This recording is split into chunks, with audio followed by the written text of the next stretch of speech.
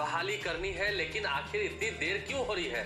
94,000 पदों पर बहाली निकली हुई थी, नियुक्ति भी करनी है।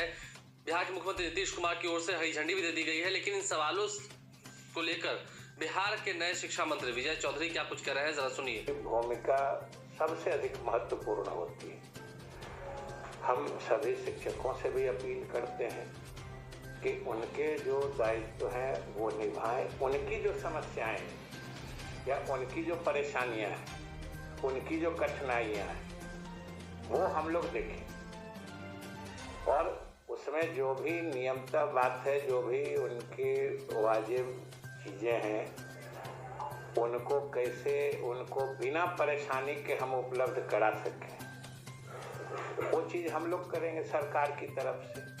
कि शिक्षकों की जो जायज़ बात है, मांग है, या जो उनका कहना है, या जो सरकारी नियमों के मुताबिक उनकी अनुमान्यता है, वो बिना किसी कठिनाई के, बिना किसी परेशानी के उनको सहज उपलब्ध हो जाए। इसलिए उनके लिए हम लोग अधिकतम सुविधापूर्ण माहौल बनाएंगे, क्योंकि जब तक वो मैंने सुविधापूर्ण माहौल में काम नहीं करेंगे तब तक अच्छी शिक्षा की हम उम्मीद नहीं कर सकते। इसलिए हम शिक्षकों के बेहतर कार्य करने का माहौल बनाएंगे। सरकार की तरफ से उन्हें पूरा समर्थन सपोर्ट भी देंगे, लेकिन हमारे विद्यालयों के शैक्षिक माहौल में परिवर्तन या उसमें सुधार की आवश्यकता है, जो सब लोग महसूस कर रहे हैं और हमारा वही लक्ष्य भी है। और उसी से इस विभाग का मूल उद्देश्य या मूल लक्ष्य की भी प्राप्ति होगी और समाज भी लाभान्वित होगा। कि सरकारी नियमों के तहत या उन नियमों और उन जो हमारे प्रावधान हैं, उनकी सीमा में जो उनकी अनुमान्यता है, उसके लिए उनको न्यायालय नहीं जाना पड़े, ये हम लोग देखेंगे। नियोजन सरकारी पे हो रहा है, माध्यमिक पे हो रहा है, और आप रिटायर्ड टीचर रख रहे हैं, ये बड़ा सवाल उठ रहा है सरकार प्रति कि आप जो बेरोजगार। इसके लिए तो जरा हमको समझ लेने दीजिए। अभी तो हम भी समाचार अपने लोग के माध्यम से समाचार पत्रों में हमने पढ़ा है। तो आपने सुना, विजय चौधरी बिहार सरकार में नए शिक्षा मंत्री बने हैं। आज उन्होंने पदभार ग्रहण किया है। जब उनसे यह सवाल पूछा गया, उन्होंने कहा कि जल्द ही यह प्रक्रिया जो है वो पूरी कर ली जाएगी। हालांकि शिक्षकों को ज़्यादा से ज़्यादा कह सके तो सरकार की तरफ से सुविधाएं दी जा सके, ताकि जो शिक्षा का क्षेत्र है बिहार में वह काफ़ी आगे बढ़े।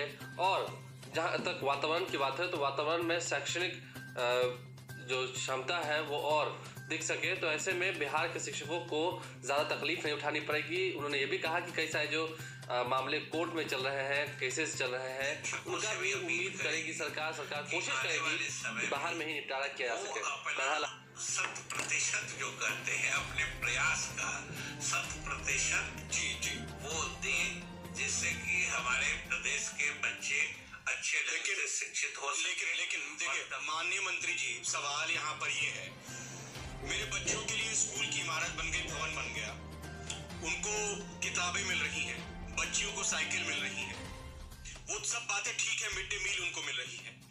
लेकिन इस मंच के जरिए, चूंकि आप जुड़े हैं हमारे साथ, यहाँ जो लोग मौजूद हैं, जो टीवी पर देख रहे हैं, हमारे फेसबुक पेज पर जो यूट्यूब चैनल को देख रहे हैं, वो सुनना चाह रहे हैं, जानना चाह रहे हैं।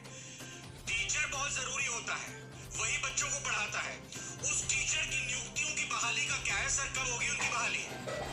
शिक्षकों की नियुक्ति बहुत जल्द होने वाली है और हम समझते हैं कब, वही बताइए ना। अभ्यर्थियों से लेके हमारे प्रांत के नागरिकों को पता होगा, या हम बताना चाहते हैं कि हम लगभग 94,000 शिक्षकों की बहाली कर रहे हैं, जो प्राथमिक विद्यालय वाले स्टेज में, और फिर लगभग 34,000 शिक्षक माध्यमिक स्तर में भी हम बहाल करने वाले हैं।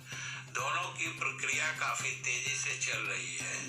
कुछ न्यायालय के मामले के कारण, एक मामला न्यायालय में है, उसी के कारण इस जो यह प्रक्रिया चल रही थी उसको रोका गया है।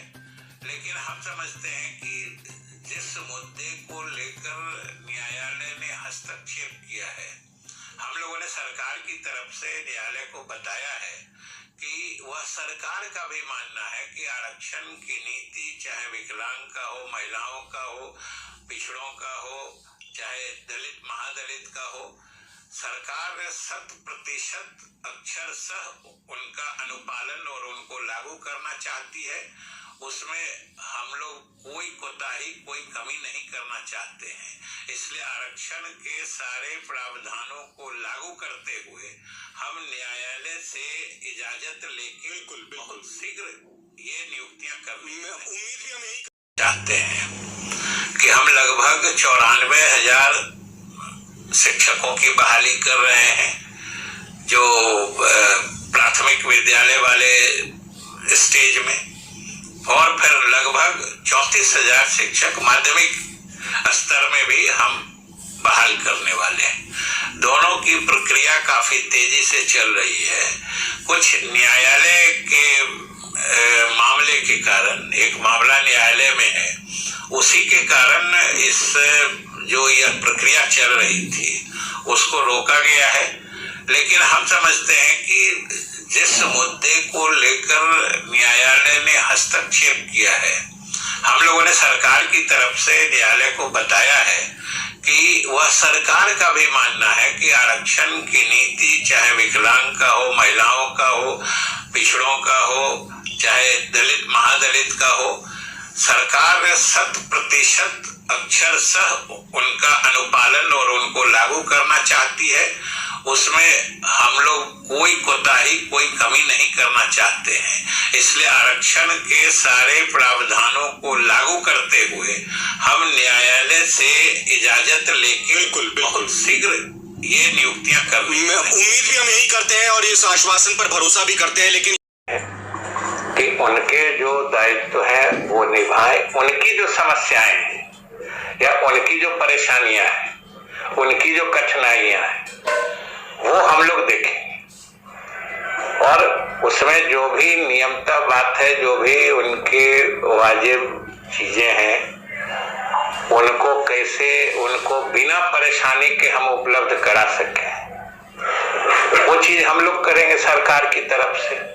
कि शिक्षकों की जो जायज बात है, मांग है, या जो उनका कहना है, या जो सरकारी नियमों के मुताबिक उनकी अनुमान्यता है, वो बिना किसी कठिनाई के, बिना किसी परेशानी के उनको सहज उपलब्ध हो जाए। इसलिए उनके लिए हम लोग अधिकतम सुविधापूर्ण माहौल बनाएंगे, क्योंकि जब तक वो मैंने सुविधापूर्ण माहौल में काम नहीं करेंगे तब तक अच्छी शिक्षा की हम उम्मीद नहीं कर सकते। इसलिए हम शिक्षकों के बेहतर कार्य करने का माहौल बनाएंगे।